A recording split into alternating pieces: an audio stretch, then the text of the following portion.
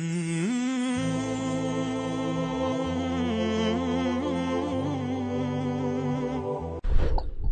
اللہ الرحمن الرحیم والصلاة والسلام علی رسولہ الکریم وعلی آلہ وصحبہ اجمعین، اما بعد۔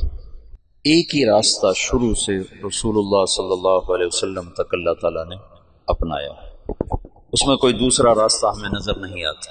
علماء ہر دور میں تھوڑے ہوتے ہیں، اور اس دور میں اور بھی تھوڑے تھے، ایسے مدارس نہیں تھے، ایسے کھلے عام علم کا نظام نہیں تھا۔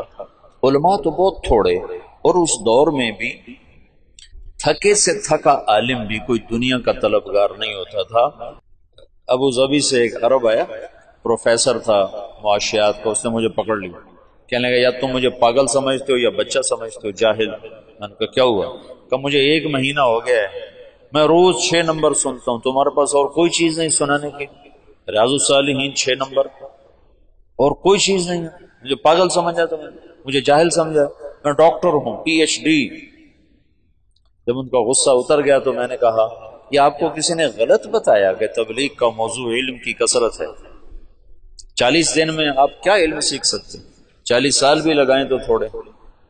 علم کا موضوع تو صفات میں ترقی ہے، ایمانیات میں ترقی ہے، اور صفات کی ترقی محسوس نہیں ہوتی۔ آج میں نے آپ کو نئی حدیث سنائی، آپ کو پتہ چل گیا، لیکن آپ پہلے سے صبر میں آگے بڑھے اس کا تو آپ کو نہیں پتہ چل سکتا۔ صفات کی ترقی غیر محسوس ہوتی ہے، پتہ نہیں چل رہا ہوتا۔ درخت روزانہ بڑھتا ہے، کبھی محسوس ہو؟ آپ کے سامنے بڑھ کے پورا پودا پورا درخت بن جاتا ہے، آپ کی گود کا بچہ کھیلتے کھیلتے کھیلتے کھیلتے کھیلتے جوان ہو جاتا ہے، لیکن کبھی پتہ نہیں چلتا کہ آج 1 انچ بڑا ہے، آج 2 انچ بڑا ہے، آج ½ انچ بڑا ہے، آج 4 انچ بڑا ہے۔ وہ روزانہ ترقی کرتا ہے۔ ایمانی صفات آہستہ آہستہ ترقی کرتی ہیں، نظر نہیں آتی۔ اور تبلیغ میں نکلنے کا موضوع صفات میں ترقی ہے، نہ کہ علم میں ترقی۔ علم کے لیے مدارس ہے، صفات میں ترقی کے لیے مجاہدے ہیں، ناگواریاں ہیں۔ تو تبلیغ کا جو موضوع ہے وہ صفات میں بڑھوتری۔ میں ایک سفر کر کے آیا 1 مہینے کا، بہت زندگی کا اوکھا ترین سفر تھا وہ۔ تو میں رائمنڈ میں ایسے بیٹھا تھا، 3 چلے کی بات، تو ایک میری 18 سال عمر تھی، تو ایک صاحب میرے پاس بیٹھے تھے، کہنے لگے بیٹا کہاں سے آئے ہو؟ میں نے کہا جی میں ادھر گیا تھا قصور کی طرف، 1 مہینے کا سفر۔ کیا سیکھا؟ کیا سیکھا؟ کچھ نے کہ کیا سیکھا؟ اور جو میرے ساتھ گئے تھے سب ان پڑھ، سارے ان پڑھ، امیر بھی ان پڑھ، اور روزانہ لڑتے تھے۔ عجب لڑائی تھی، جماعتوں میں لڑائی ہوتی ہے، سالن اچھا کیوں نہیں بنایا؟ وہ لڑتے تھے سالن اچھا کیوں بنایا، اس پہ لڑتے تھے۔ آج آلو زیادہ کیوں ڈالیں، آج دال زیادہ کیوں ڈالیں۔ ایک پٹھان کہتا تھا میں نے چائے نہیں پینی، میرے 4 آنے روزانہ واپس کیا کرو۔ 4 آنے کی چائے کی پیالی ہوتی تھی، اگر میرے 4 آنے واپس کیا کرو۔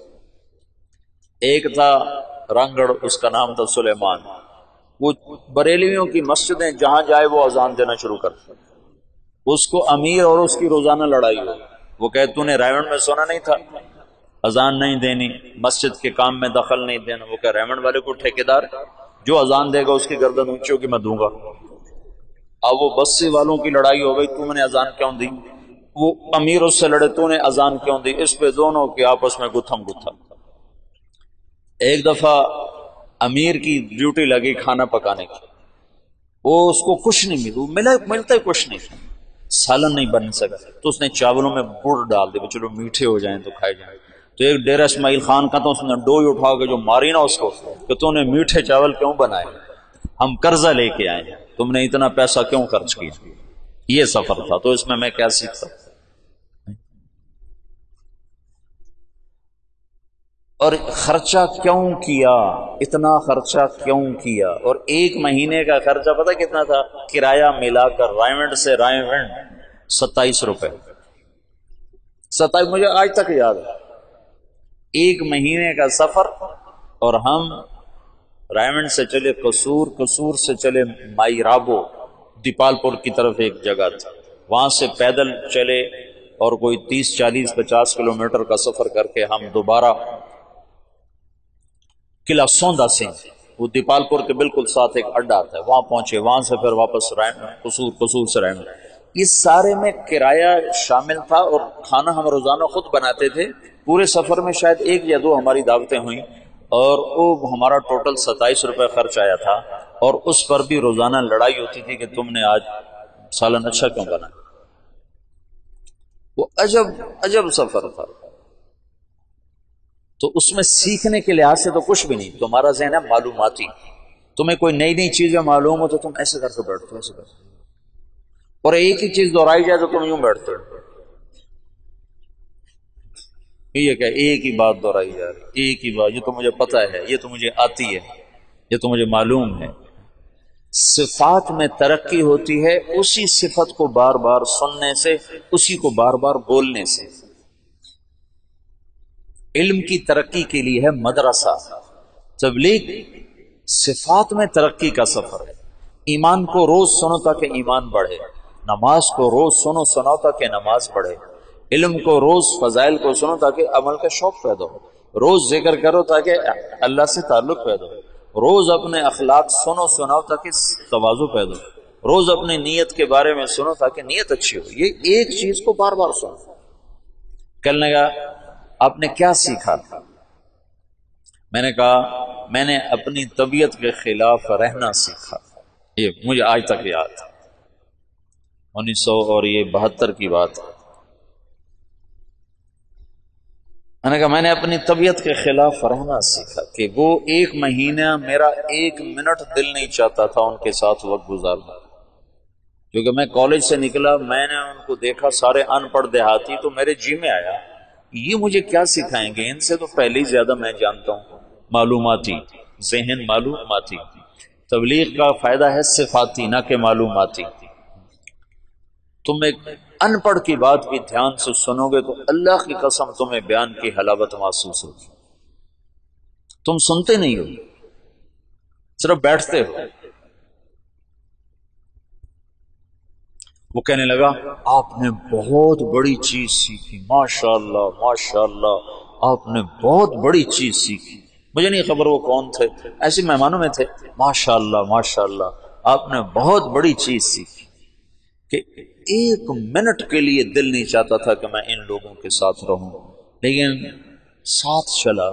طبیعت کو ناگواری میں رہنا آ گیا، آگے بہت ناگواریاں دیکھنا میرے لیے طے تھا، تو اللہ نے میرے پہلے سفر میں ایسی بنیاد بنائی کہ میں پس کے رہ گیا، روزانہ میں بھاگ جاؤں گا۔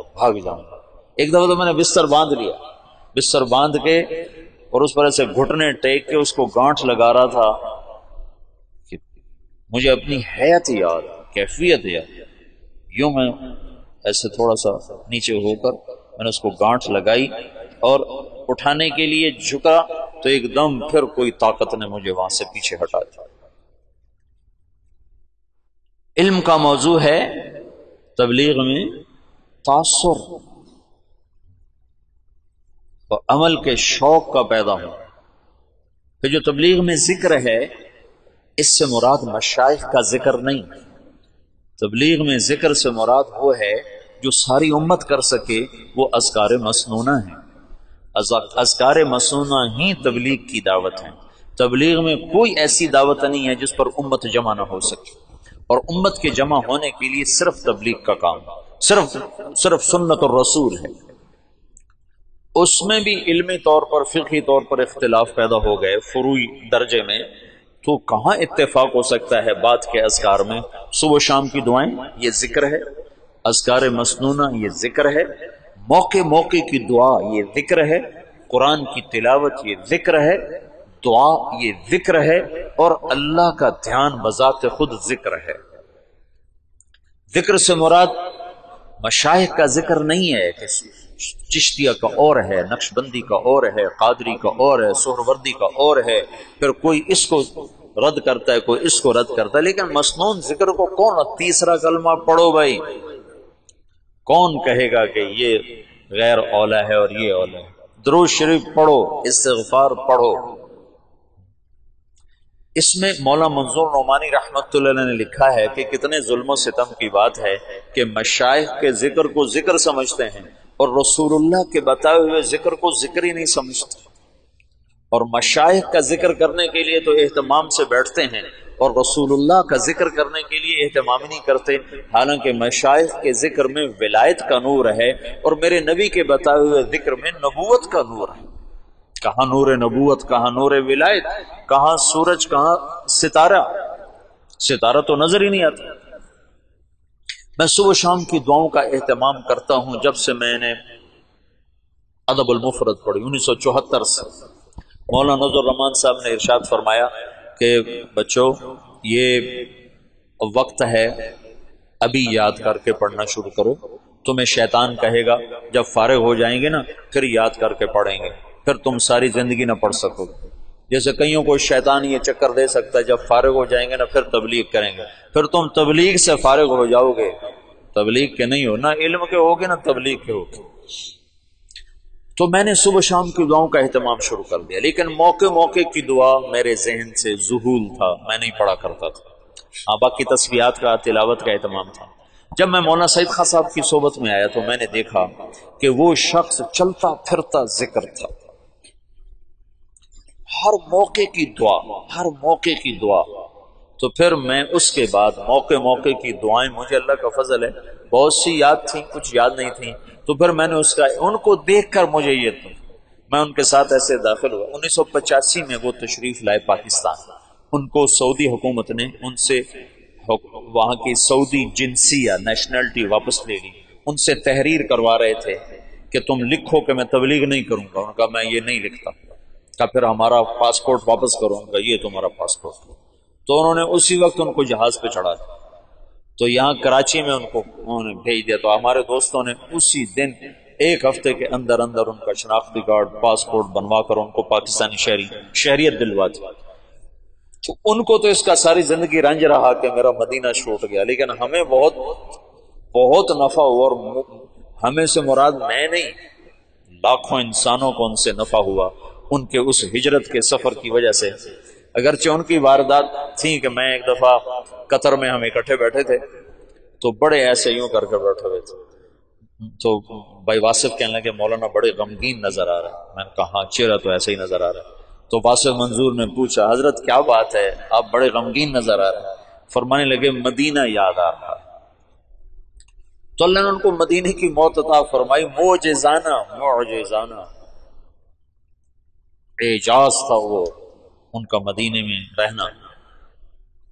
اوہو، میں ان کے ساتھ آ رہا ہوں، مسجد سے ہم آ رہے ہیں تو عربوں کے کمرے میں ایک کمرہ ان کے لیے تھا۔ پہلے تو ایک کونے میں ان کو بٹھا دیا تھا، پھر اس کے بعد ایک کمرہ ان کے لیے بنایا، اس میں ان کو رکھا۔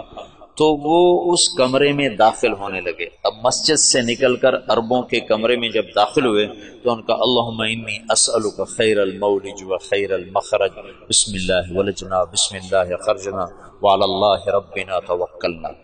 میں نے جب یہ سنا تو مجھے ایک کرنٹ لگا کہ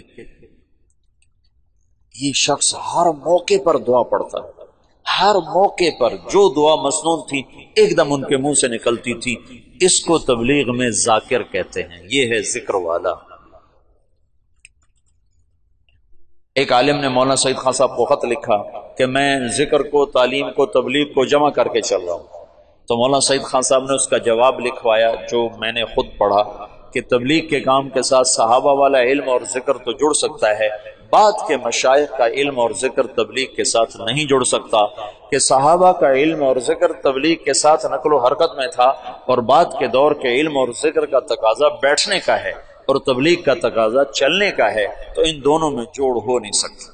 حضرت رائے پوری رحمۃ اللہ فرمایا کرتے تھے میرا تمہارا جوڑ کیسے بیٹھ سکتا ہے؟ میں کہتا ہوں بیٹھو بیٹھو بیٹھو، تم کہتے ہو نکلو نکلو نکلو، میرا تمہارا جوڑ کیسے ہو سکتا؟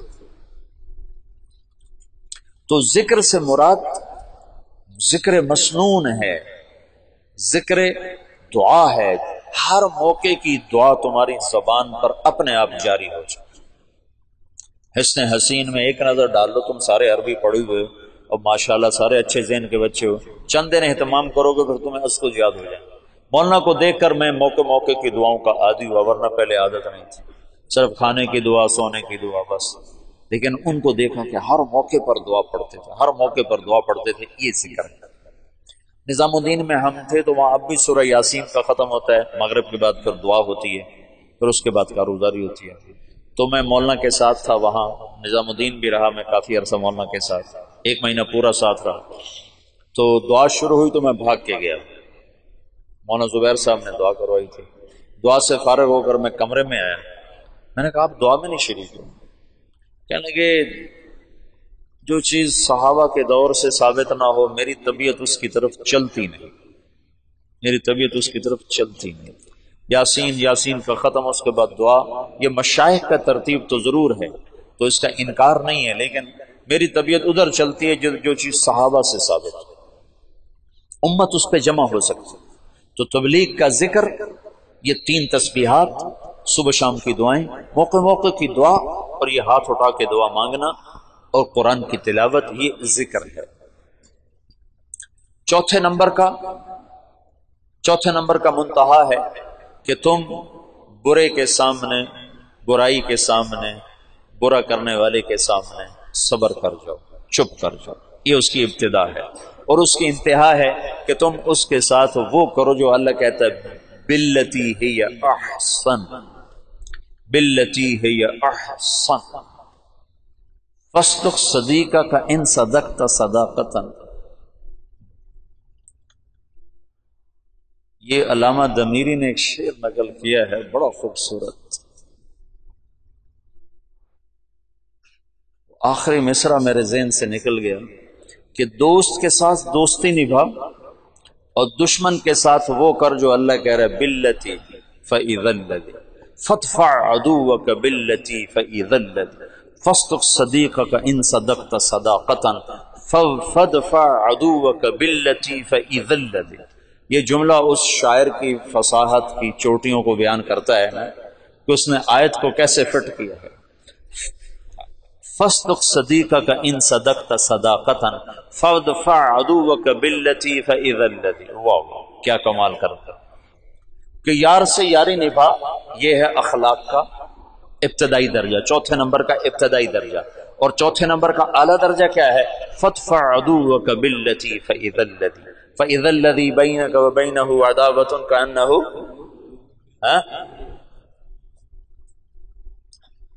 چوتھا درجہ ہے وصبر، آخری درجہ ہے وصبر علی ما یقول، علی ما یقول، علی یوں ہے یوں، ما یقولون، ما یقولون، کیا مطلب ہے؟ تم یہ نہیں کہہ سکتے میں کتنا صبر کرتا، میں بھی تو انسان ہوں، میں کہاں تک جواب نہ دیتا، میں کہاں تک چپ رہتا۔ تو علی کہتا ہے آخر حد تک چپ، آخر حد تک چپ، علی علی آخری حد تک چپ، آہ نہ کر، چپ ہو جا بس۔ وصبر علی علی، جو بھی آئے، جہاں سے آئے، کیسا ہی زہریلا اور کڑوا آئے، خاموش۔ چوتھا نمبر میں نے تمہیں بہت بیان کیا، اگرچہ اس کو جتنا بھی بیان کیا جائے تھوڑا ہے، لیکن جتنا تمہاری زندگی میں ضروری ہے میں نے اس کو بہت بیان کیا۔ تم کرنے والے بنو تو جتنا کچھ بتایا جا چکا ہے وہ کافی ہے، نہ کرنے والے بنو تو سارا قرآن پڑھ کے بھی تم جھٹک دو تو کون روکنے والا ہے؟ کہ انسان کی خوبصورتی اس کے اخلاق کے ساتھ، اور یاد رکھنا ہمیشہ، میں نے تمہیں کئی دفعہ بتایا، اخلاق بد اخلاقی سے جنم لیتے ہیں، اخلاق بد اخلاقی سے جنم لیتے ہیں۔ تبلیغ میں تمہیں لوگ ملیں گے، کوئی تمہاری تربیت کے چکر میں ہوگا، کوئی تمہاری اصلاح کے چکر میں، یہ صرف تبلیغ کی بات نہیں، تم گھر میں اپنوں سے، غیروں سے، بہت سوں سے تمہیں ناگواریاں، وَلَتَسْمَعُنَّ وَلَتَسْمَعُنَّ، یہ ہو کے رہے گا، وَلَتَسْمَعُنَّ مِنَ الَّذِينَ أُوتُوا الْكِتَابَ وَالَّذِينَ أَشْرَكُوا أَذًى كَثِيرًا اب اوت الکتاب اور اشرکو کو نکال دو، اپنوں کو یہاں کھڑا کر دو. اپنوں سے تمہیں سننا پڑے گا، اپنے سے چھوٹے سے بھی، بڑے سے بھی، برابر سے بھی، آشنا سے بھی، نا آشنا سے بھی. اور اس پر کرنا کیا ہے؟ وَإِن تَصْبِرُوا وَتَتَّقُوا فَإِنَّ ذَلِكَ مِنْ عَزْمِ الْأُمُورِ. اپنے ظاہر کو خوبصورت بناؤ اچھے اخلاق کے ساتھ، اپنے ظاہر کو خوبصورت بناؤ صاف ستھرے لباس کے ساتھ بھی اور صاف ستھرے اخلاق کے ساتھ. لباس بھی قیمتی نہ پہنو، اچھا صاف ستھرا پہنو. تمہارے اخلاق ایسے نہ ہو کہ کوئی تم سے نفرت کرنے لگ جائے، بھاگنے لگ جائے. 5واں نمبر تصحیح نیت ہے. مولانا الیاس صاحب کے الفاظ دیکھو، تصحیح النیہ. تصحیح باب تفعیل سے ہے جس میں تکرار ہوتا ہے، اور تکرار کا مطلب یہ ہے کہ کبھی بھی تم اخلاص کا دعویٰ نہیں کر سکتے. یہ ہر وقت بگڑتا ہے، تم ہر وقت ٹھیک کرتے رہتے ہو. تصحیح ہر وقت ٹھیک کرتے رہنا اپنی نیت کو، کہ یہ مختلف شکلوں میں آ کر بگڑتی رہتی ہے، بگڑتی رہتی، بگڑتی رہتی. تم ہر وقت اسے ٹھیک کرتے رہو، کرتے رہو، کرتے رہو.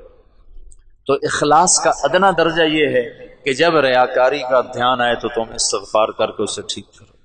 اور اعلیٰ درجہ یہ ہے کہ اللہ کے سوا کوئی تمہاری نظروں میں نہ جچے نہ سمائے. جب یہ فتوحات صحابہ کا دور آیا نا، حیات الصحابہ میں ہم پڑھ رہے تھے، تو مولانا ظاہر شاہ صاحب فرمانے لگے، یہ بتاؤ اتنے ملک فتح ہوئے، اتنا مال غنیمت آیا، تو ان میں اخلاص باقی کیسے رہا ہوگا؟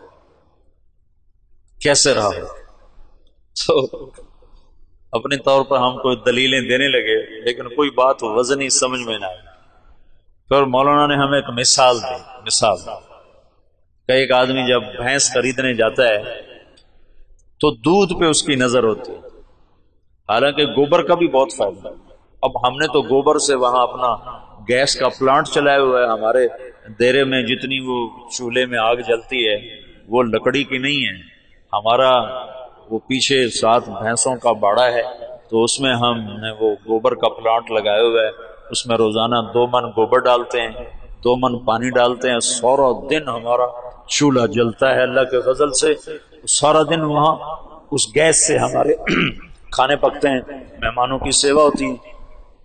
تو گوبر بھی فائدے دے رہی ہے، لیکن دودھ لینے بھینس خریدنے والا بھول کے بھی نہیں پوچھتا گوبر کتنا دیتی. کوئی پوچھتا ہے کہ دودھ کتنا دیتی؟